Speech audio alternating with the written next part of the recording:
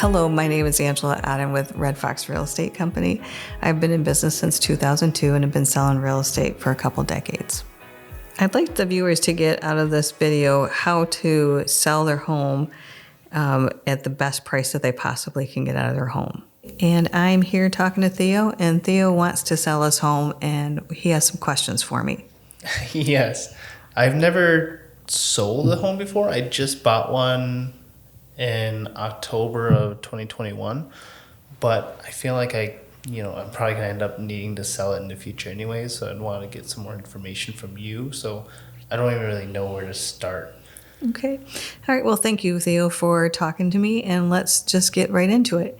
So the selling a home is always about location, setting a price to sell, understanding the market value, and understanding that what your home is worth. Sellers always think that it's worth more because of the emotional attachment that they have.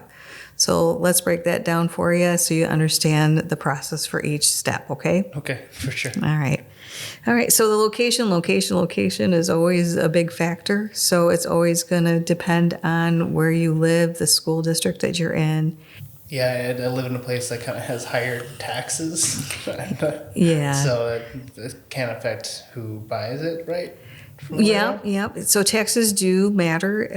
It's always it depends on, since you just recently bought it, it's going to depend because your taxes were based on the purchase price that you had when you purchased it. Oh, okay. So now you're being taxed at that value. Oh, okay. I see. Yeah.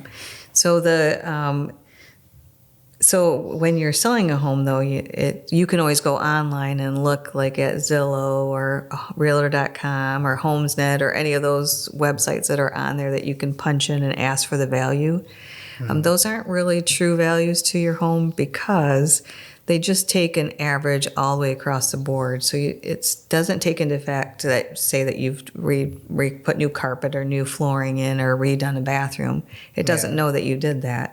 So you're going to have to, have a real estate agent and that can actually break that down and understand what it is that you've done and how it's changed the value in the market. Yeah, mine jumped pretty quickly. I think I bought it originally $155 and then it appraised for $170. Mm-hmm. So pretty cool for me because I didn't have to, pay $170, but now I already have equity rent in it, which is kind of cool. But yeah, correct. Well, appraisal is done by the bank.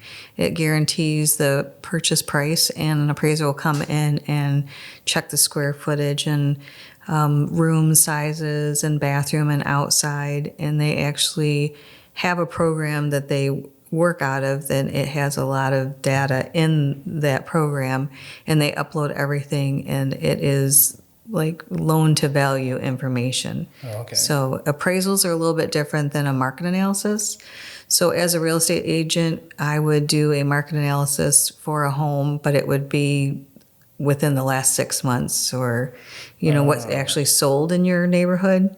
Okay. So it would give you the value within the last 6 months of what has sold pending and active. I see. So did they do an appraisal before they sold it to me, or was the last appraisal would have been done whenever it was sold to the person before? Oh, okay. So the full appraisal is not usually done until after it's being sold? Correct. Okay. Yeah. Can you get someone to do it before you sell it? You can. Yep. You can hire an appraiser to come in and appraise a home, and it does cost a fee to do that.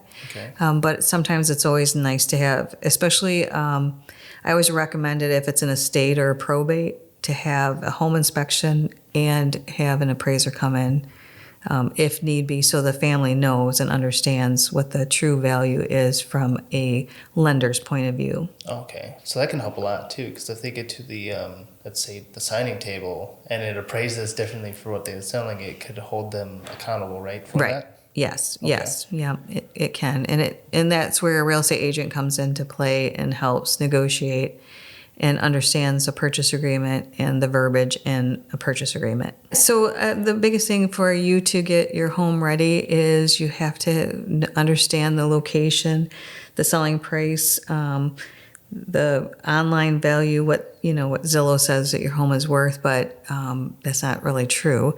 So you have to think about curb appeal, and you also have to think about staging. Okay, cool. So where do I start with curb appeal? Yeah, I know so it's probably making it like look nice from the outside. yeah, so curb appeal, I always say to people when they're getting ready to sell their home is to think about the buyer whenever they're, pulling up to your home and they're looking at your home for the first time. That's the showcase that you're showing. So you got to think about what is it exactly you're selling and how they're seeing it.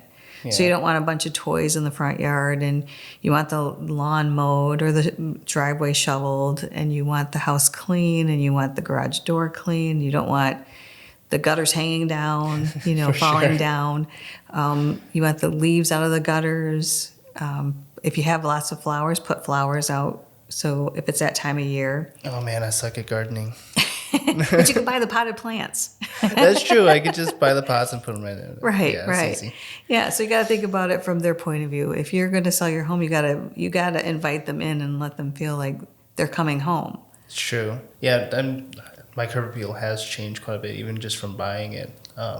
You don't realize what they did to it before you bought it until after you buy it. And you're like, okay, well, here's the stuff I have to upkeep. Right. There's so many more weeds in my front yard than when I bought it. So I guess Right, they you have to fixed keep that up. weeding it. Exactly. Yeah, gotta keep weeding it. Right. And the biggest thing, too, I think, for curb appeal is to walk around your subdivision and see what other houses are for sale and see how they're presenting their home. So you want to be the best home in the sub. Oh, I like that. Yeah. So you want That's a good plan too. Yeah, Be yeah. the best home. I Right. like Be that. the best home that you can possibly be, but see what they're doing and then just step it up a little bit so you look better. So say that they have one potted plant out there, you put, 10 potted plants out there. But that way anybody that comes up will see that the home is loved and cared for. For sure. I came into a couple of situations when buying my home that actually might help sellers who are actually selling, and possibly me who's selling. They had to make sure I didn't have an FHA loan there's like a few cracks and stuff that were raised concrete. Yeah. Can you tell me a little bit more about that? Yeah. So FHA and VA loans have certain criteria that you have to meet as a seller to be able to sell your home. So it has to meet certain standards for anybody purchasing. So if you have an uneven sidewalk or your steps are too far apart and it doesn't meet code, you have to fix those things to be able to sell it. Peeling paint is another big thing that they don't want, paint peeling on a railing or a window.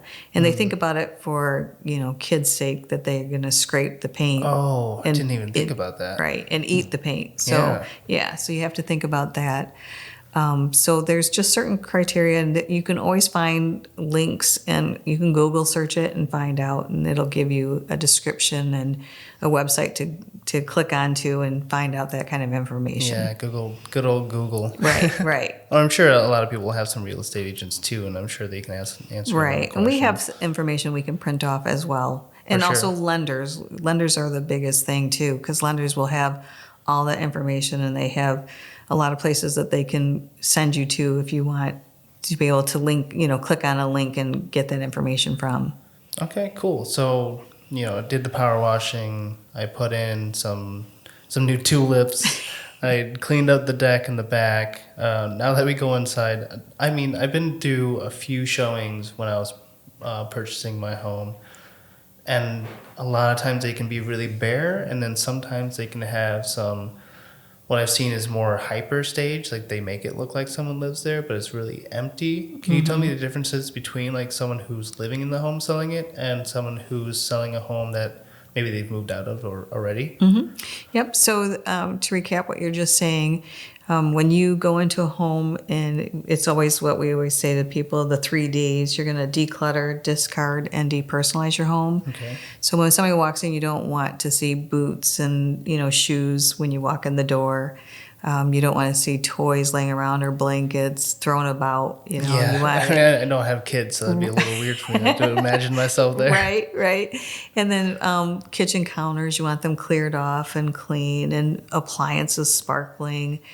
People will open up the oven and they will look inside. That is true. I looked through a lot of closets. Yeah. You open up all. I'm glad I didn't see anything weird, but Yeah. if you have anything in your closets, I assure you, people are looking Take it out. linen closets, closets. So any areas like that, as a real estate agent, we always encourage people to clean it, declutter, pack it away. If it's not used, get rid of it.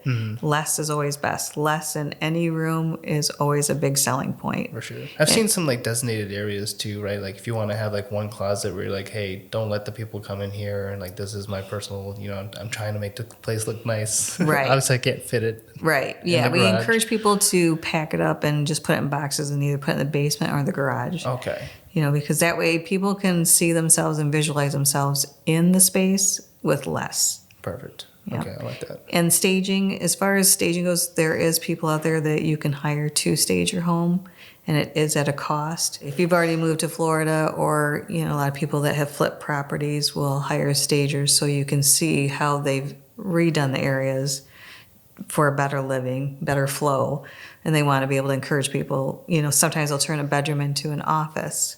So, Okay. They'll stage it as an office so you can either use it as a bedroom or as a study office. Nice. Where do you find these like stagers and stuff? Can you find A that lot of real information? estate agents work with, stagers, so we are able to give you that information. Or again, on Google, you can Google search any stager. But I would always encourage, talking to a couple different types of stagers or your real estate Yeah. agent for that. It seems almost like an art that you Yeah. have to like. It's almost like a interior design. I'm sure Right. they might have that as a side Right. job as just a stager. Yeah, yeah. That's pretty cool. So, I guess it's just really focusing on making sure my house, the outside, inside, is just looks neutral. Right. Very neutral. I always encourage people to keep it clean, clean, clean, clean, clean, and even more clean. Keep everything put away, wiped down, vacuumed, floors mopped. If you have pets, keep them in cages or backyards where, people aren't bothered by them. Or the biggest thing is the smell of pets. So Yeah, get yourself maybe an air purifier or two. Right, exactly. Clean the carpet, the purifier, burn a candle, anything like that that'll help keep, those smells away. Awesome. Well, thank you so much. I know this was kind of like a quick overview. You said you have a book. Yep, I do. You can go on to YouTube or my website, angelaodden.com, and Angela Odden on YouTube, and you can click on the link in it. You can just go right to that link and purchase the book. Fantastic. Well, it's nice talking with you today. Thank you, Theo. Good luck with selling. Thank you. Hopefully in like 5 years, but we'll see. Anyone else out there, good luck to you if you are selling right now. Thank you.